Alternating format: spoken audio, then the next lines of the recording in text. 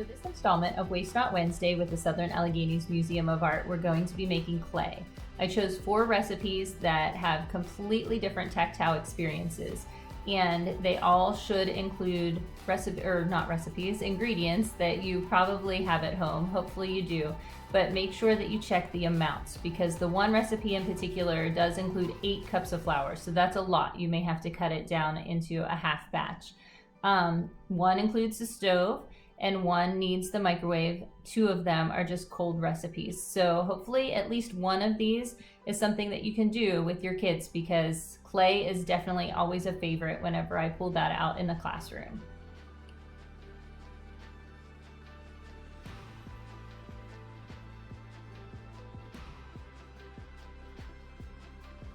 The first kind of dough that we're going to make is called moon dough, and it takes 2 ingredients, conditioner and cornstarch.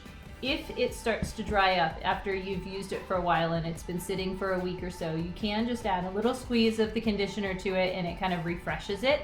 If you want to create different colors, you can add some food coloring to it, otherwise it's going to be white. And this is a real soft dough, so we're gonna give this a try and see what it's like compared to 3 other types.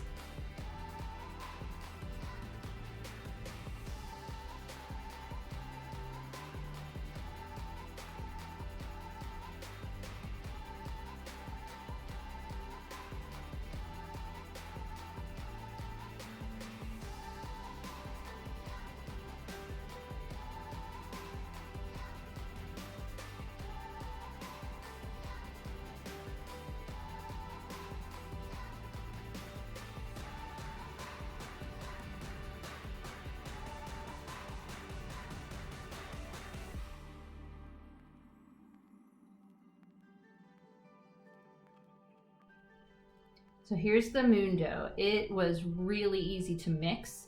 It has a really cool consistency because it's not sticky. It's not really making a mess on my hands, but as I play with it, it oozes through my fingers. You can make it stretch. It will break apart as I'm working with it. It'll kind of come clean and break into sections. So it's not a type of modeling clay to necessarily build something with and for it to hold its shape, but it is really fun. So the next thing I want to do with it is add a little bit of food coloring. So a couple drops is all it took there, and I'm going to let it swirl through. Just squeeze it with my fingers and see how much it takes to actually change the color. And a couple tips for when you are making colorful dough. I never handed my kids all the colors of Play-Doh at once, and we never ended up with big blobs of brown dough. So keep in mind what the 3 primary colors are: red, yellow, and blue. And most food coloring packages come with red, yellow, blue, and green. So this barely turned it a baby blue. If you want it darker, you're going to need several more drops. But anyway, if I were to hand my kids or my students the clay and I started with blue, I'll make another blob of it that's either yellow or red, but not both. So I'm going to set this one aside, split this piece up, and I'm going to go with yellow for this one. Just kind of make a little puddle, duck pond in between, kind of like mashed potatoes is what it reminds me of. And just start squishing it and twisting it and squeezing it, and it breaks apart or it stretches. And if I were to give them the yellow and blue, then if they mix it, big deal, then they're going to end up with green. If I were to give them the yellow and red, they're going to have orange. And I already had started with the blue, so if I did blue with the red, they would have purple. And depending on how much darker one is than the other, if the blue is much stronger, I might end up with more of a teal or like bluish green and less of the yellowish green. But these are making pretty pale colors. It did get stuck there on my finger, which it really peels off pretty nicely. It's not making a big film or anything. In fact, I didn't even have a placemat down on my studio table, and it just picks up any little blobs that fall off and it is not making a humongous mess, but it's really fun to just play with. So I'm gonna mix these two together and see what happens. But the color mixing isn't even what I care about so much with this. It's more just really a cool texture. So this is definitely one I would recommend. It was so easy to make. It was 1 cup of the conditioner to 2 cups cornstarch. And when I mixed it, I put the cornstarch in a little at a time. So just a 1/4 cup at a time, stirred it, add the next 1/4 cup. And it took exactly what it said. Now, on a day that's really humid, or everybody's recipes come out a little different. If you need to, and it feels really sticky, you can add a little bit more cornstarch. And if it's a little too dry, just a touch of the conditioner. It smells good. Mine was the $1 bottle of tropical coconut. So I did not go crazy and buy anything expensive for this at all. It was the cheapest one I could find, and it smells really nice. And now I have the yellow and the blue, and this is what the green looked like. And then I left some as white. So if I want to mix something later, I can put the red into the mix, but I honestly do not hand the students or the children the colors at the same time. If I were to make this red, I would not be giving them the green, because green would be like you're mixing all 3 colors together. Even if you have 2 piles, red with green is really red with yellow and blue, so it's going to make the brown. So remember, all 3 primaries equal that neutral color, but if you stick with 2 that you know are going to mix well, they'll last forever. So have fun with not just making this, but just playing around with it, because it is really a cool texture.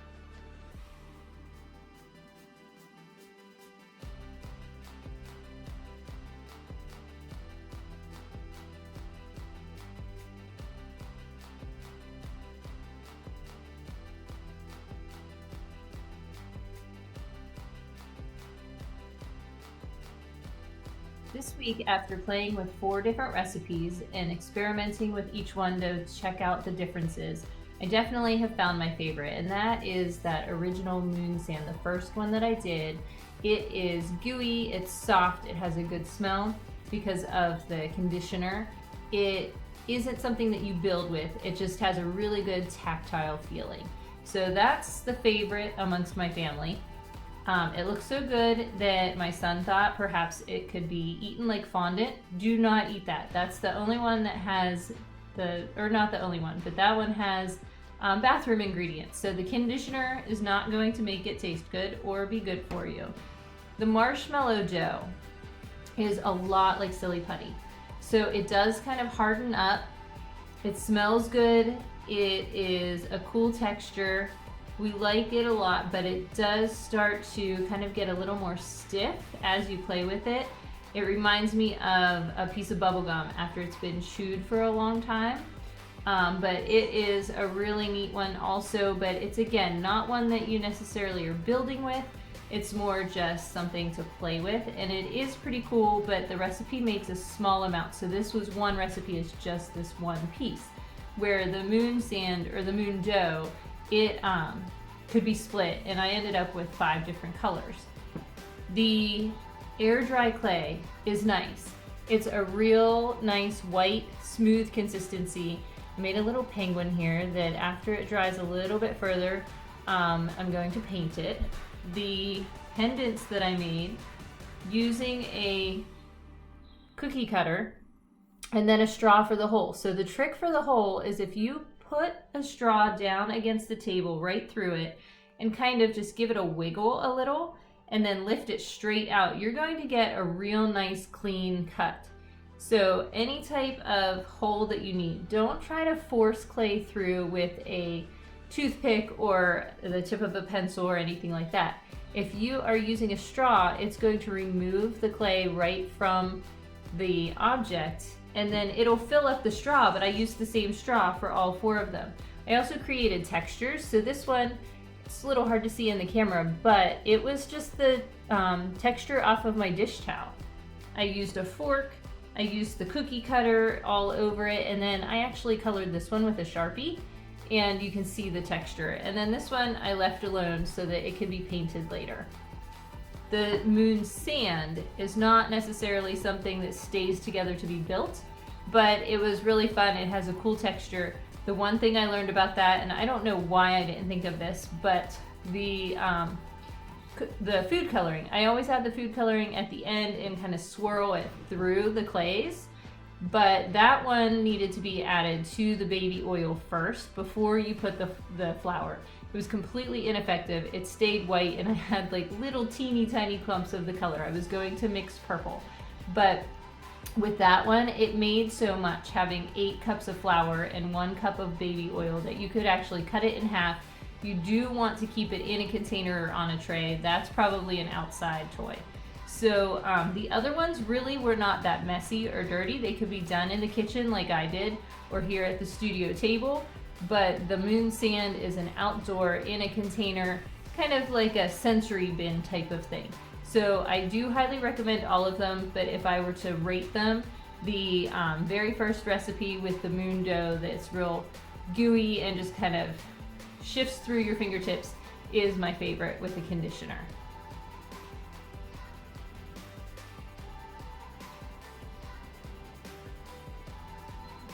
Of course, the alarm went off as I was talking. Oh, nope.